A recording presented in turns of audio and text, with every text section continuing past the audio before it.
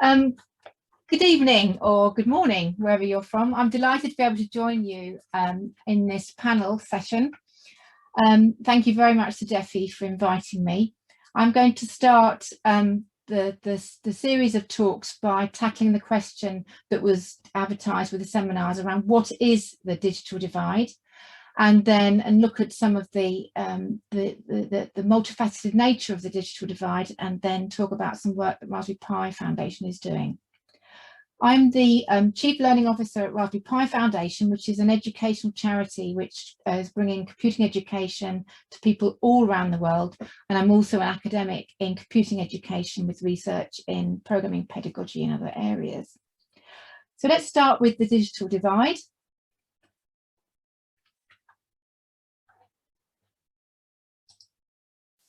Sorry, there's a slight delay on the passing forward. So if you do a Google search for the term digital divide, you get lots of definitions that look like this. This is one from the Close the Gap Foundation. It says the digital divide is the gap that exists between those who have access to the internet and reliable devices and those that don't. So you've got this gap, you've got this access issue.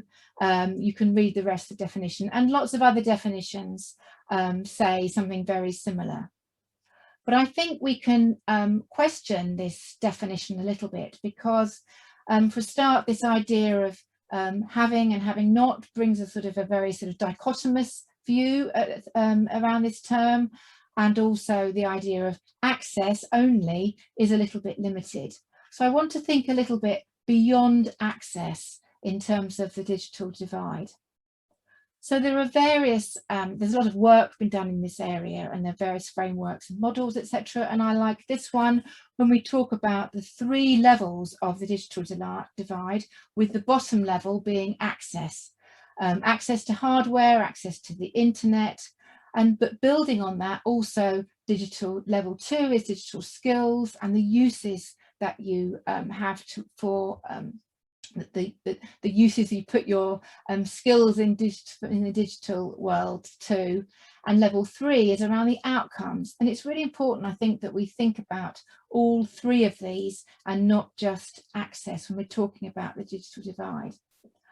And you may be thinking about what factors, and I think some of the questions will be, when we come up about this, what factors actually influence who has access, skills and use and outcomes.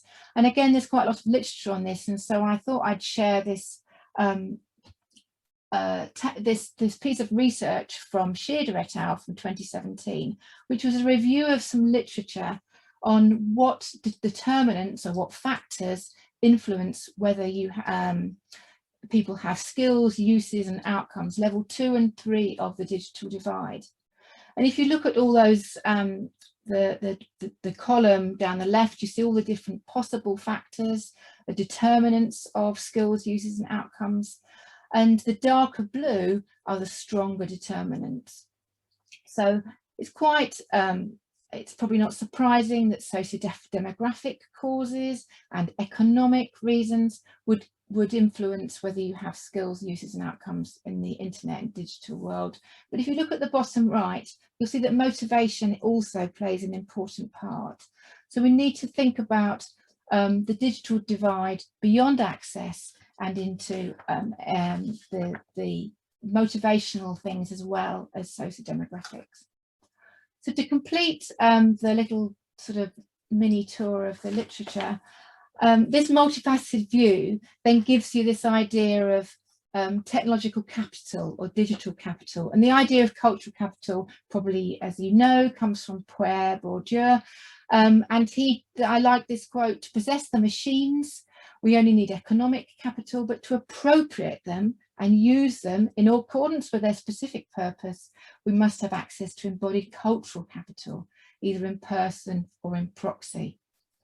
And I've taken from an article by Neil Selwyn. We can think about technological capital or digital capital as being this combination of economic, cultural and social capital, which Neil Selwyn talks about in terms of networks of technological things that, things that you're networking around in the world of ICT and digital world. So I think that's quite a useful way of introducing this topic, then I wanted to look at the UK in particular. Now, we're not the worst. 96% of households in the UK had internet access in 2020, according to the ONS, went up from 93% in 2019, and I think 57% in 2006. Contrast that with the worldwide, 60%. We're doing quite well, and Sarah and Bjorn will talk about an international context later on. But that 4% is actually 1 million households.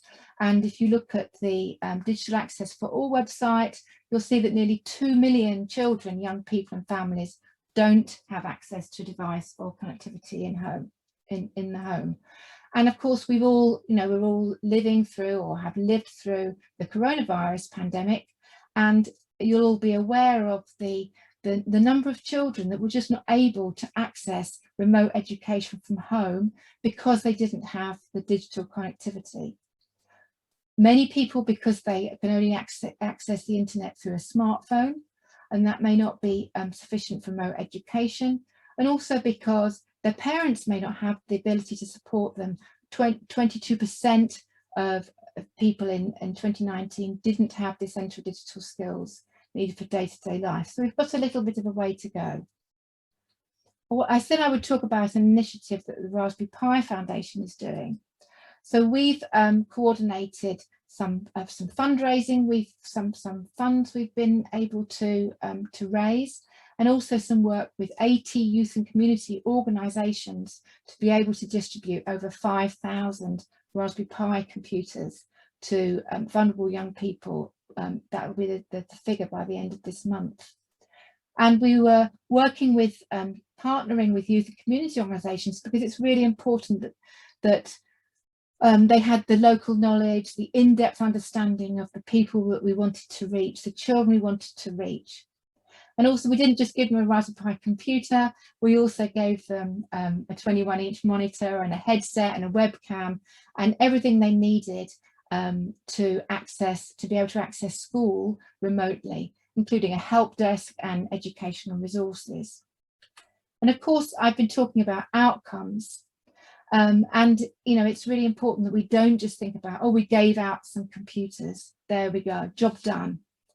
And so it's important to think about who we've benefited from this. So we reached a lot of the people that the organisations we partnered with were working.